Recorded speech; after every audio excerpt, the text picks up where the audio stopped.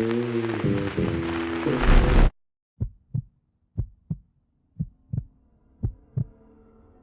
live in the state of Washington, in the Pacific Northwest. I used to work at a late-night diner on the side of the highway. I was 29 years old. I worked the closing shift pretty often. The diner would close at 2 a.m., which was incredibly late considering how scarcely populated the area is. But even so, given the proximity to the highway, there would usually be at least one or two customers in the building until closing time. Having grown up in the South and moved up here, I can tell you the people are different. In the South, there's a huge emphasis on hospitality and small talk. But up here, people here are kind, but not overly friendly. I feel like the air lends itself more to introversion. I used to be a waitress down south, and I'm telling you from experience, the customers were a lot chattier down there. Up here, people seem to want to keep to themselves a little more.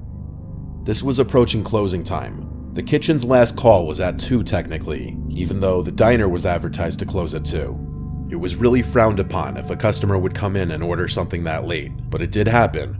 It happened that night, as a matter of fact. There were only 2 employees in the building, myself and the chef. It was like 1:50 a.m., and in comes a lone, heavy-set man. He was wearing awkwardly high jeans, a gray shirt tucked in, a brown jacket, and he had a brown mustache and glasses. I asked him if he'd like to sit at the bar or a table, and he asked for a table. He kept smiling the whole time, so I smiled back. I gave him a menu and informed him the kitchen closes in 10 minutes. He looked at the menu for a few seconds, and then said he'd like a black coffee and some French toast. Around this time, he also introduced himself as Nolan. Luckily, his order was simple enough. I went into the kitchen and told the chef the order, who still had a slightly annoyed face in reaction, which I just responded to with, "I know." I stepped back out to the dining area, and Nolan waved me over. As I neared, he struck up a conversation with me, something rather unusual for folk around here at this hour. He asked me if I was from the area, and started complaining about all the potholes in the road around here. I responded, yeah, it's all the freezes we get in the winter. Basic small talk. I did tell him that I'm from around here, and he perhaps pressed a bit too specifically about where I was from. I told him a vague, general area. I never tell people exactly where I live, obviously. He said he just moved to town not too long ago. As he spoke, I analyzed his body language and character in general. He seemed like a somewhat nerdy older guy, and this may have been his idea of flirting. Didn't bother me much though. I dealt with it back home in the South all the time, so I was used to it. Since this was the last customer of the night, the chef personally came out and placed his food on the counter. I went to grab it and bring it to Nolan. By this point, he had his food and coffee, and everything else was about ready to close up shop. I wiped down the counters and tables and everything already. I stayed behind the counter a little further away from Nolan because I was tired of conversing with him. My social energy was drained, and I was ready to get home and go to sleep. When he finally finished his food, I went to drop off his check before he even asked for it, politely, non-verbally implying that we were closed and we wanted to get home. He paid by card, and then he left. The chef would be the one closing up the place, so after cleaning Nolan's table and gathering all my belongings, I said goodbye to the guy working in the kitchen and walked out to my car. There were 3 cars in the lot, mine, the chef's, and a third one that I couldn't explain. There was a silver, older-looking car, like a 2005 Toyota or Audi or something. I wasn't sure. I also couldn't tell if the windows were tinted or if it was just so dark out that I couldn't see into the car. But I wasn't able to tell if someone was in the car or not. It was parked on the dirt closest to the highway. I wondered if it was Nolan's car. I got in my car and started heading home. The diner to my home is about 20 minutes. I was on the highway when a ding came from my dashboard and the tire pressure screen popped up. I started freaking out. I didn't know how to change a tire. I'd never even called my roadside assistance company. I was still a decent way from home. The tire pressure to my rear passenger side tire was dropping rather rapidly all of a sudden, from 20 down to 10, and then I started feeling not just the steering wheel shake, but the entire car shake. I had to pull off the road. I came to a stop and got out of the car real quick to look at the tire, and it was as flat as could be. Suddenly, as if they were just flicked on, a pair of headlights lit up the side of the road as it approached me, then slowing to a stop. I hurried back inside my car and locked the door. I truly didn't know what to do. And then there was a light tap at my window. I looked up and saw Nolan, the man from the restaurant. He waved at me with a smile. He was wearing gloves now. For the sake of the story, I'll use a fake name for myself. Nolan said through the window, "Kathy, is that you? Are you okay?" He laughed, acting like it was such a coincidence. I felt a knot in my stomach suddenly. I instantly knew he did this. I'm not a dumbass. He motioned for me to lower the window. I lowered it literally maybe 2 inches, just enough to speak through. He asked if I needed help. I told him I had a flat tire. He played dumb, asking me which one. I said the back passenger side. He started walking over to the other side, and at this moment, I dialed 911 on my phone.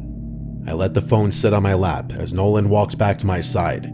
He said through the window with his creepy smile that he knows how to change a flat. He asked me to step out of the car, and I said I'm waiting for my boyfriend to come and help me change it. During all of this, I heard the 911 operator speaking into the phone, but it wasn't loud enough for Nolan to hear it. I tried to make it as clear as possible my situation to the operator without being too obvious for Nolan to catch on. I basically said, "I'm not sure how I got a flat, but I'm waiting for my boyfriend to come help me change it. Thanks for offering to help, sir." He stood there for a second with a much less friendly look on his face. Then he walked away from the window.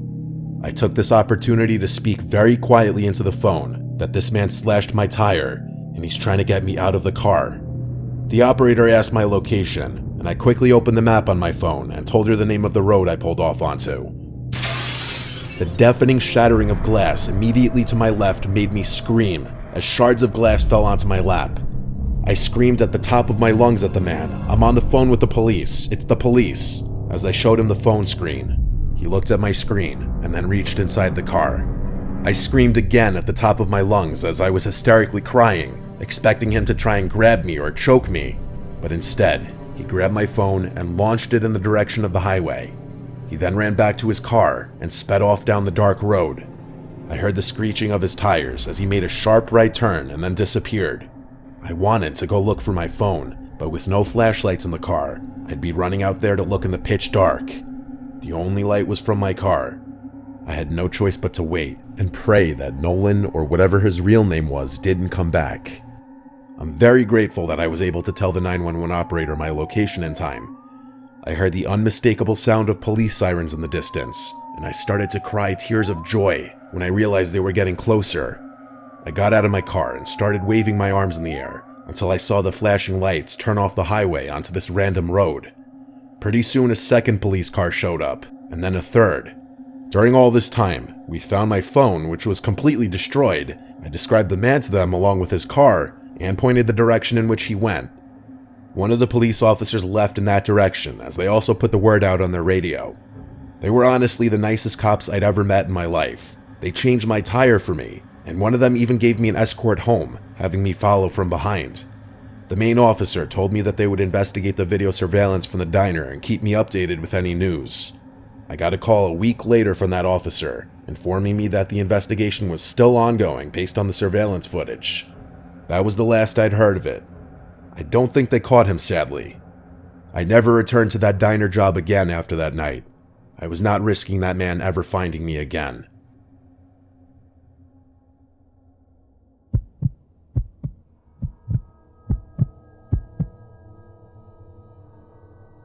I'm a 15-year-old guy working at an amusement park in upstate New York. This only happened a year ago, and it still gives me chills thinking about it. It was a crisp October Sunday, one of the last few days the park would be open until it closed until May. It seemed like just another normal day at work. Boy, was I wrong. After checking in and working at my station for about 5 hours, I looked at my watch. 4:55 p.m. was the time. My shift ended in 5 minutes. I felt relieved and exhausted. As I began packing up my things, a man with a scraggly beard and messy hair approached me. He was wearing a gray t-shirt with a few stains on it and black sweatpants covered in holes. I thought to myself, I just need to get through this last one. "Can I help you?" I asked the man. He stared at me for a few seconds, and then he kept turning his head as if someone were following him. I was starting to get a little creeped out. "Sir, can I help you?" I repeated my question, starting to sound a little annoyed. He looked at me for a couple seconds, and finally responded, saying with a stutter, "Where are your bathrooms?" He said this in a whisper tone of voice. "Up the hill to the right," I responded cheerfully. The man started to walk in that direction. As he did, he kept turning and looking at me. I avoided eye contact, even though I was more freaked out than ever. Next thing I knew, one of my coworkers came to take my spot. I grabbed my things, practically sprinted through the park to the back room to punch out of my shift, and then to the bathroom. I changed out of my work clothes and headed to the employee parking lot. I sat on a bench and waited for my coworker Jordan, who was 17, to pick me up. After waiting for what seemed like hours, Jordan finally picked me up. Before going home, we went to the local diner to eat some cheeseburgers for dinner. While eating in the diner, I noticed something odd. The same man who I helped find the bathrooms at the park was at the diner, sitting a couple tables down, staring right at me. My heart skipped a beat. I told Jordan about it, and he just shrugged it off. Probably just a coincidence, Ben, don't worry. Yeah, I said, even though I was pretty concerned. After dinner, we got back in the car and started the 35-minute drive back home. At the first red light we came to, I saw something that made my heart skip another beat. There, sitting in his white Honda to the right of us, the man from the park and diner. Sure enough, he was staring back at me. I told Jordan, and he started to worry a little. After arriving to our street, we made sure to take a couple laps around the block to make sure that man wasn't following us. Once it was clear, Jordan dropped me off at home. My mom and sister were out at the mall and my dad was on a business trip, so I was home alone. After immediately jumping into bed, I heard a noise at my window. I slowly got up and looked outside and saw something that will forever send chills down my spine. Right there on my front lawn was the man, looking right at my window, smiling. I immediately grabbed my phone and called 911, but once the police arrived, the man was gone. I immediately quit my job at the amusement park right after the park closed for winter.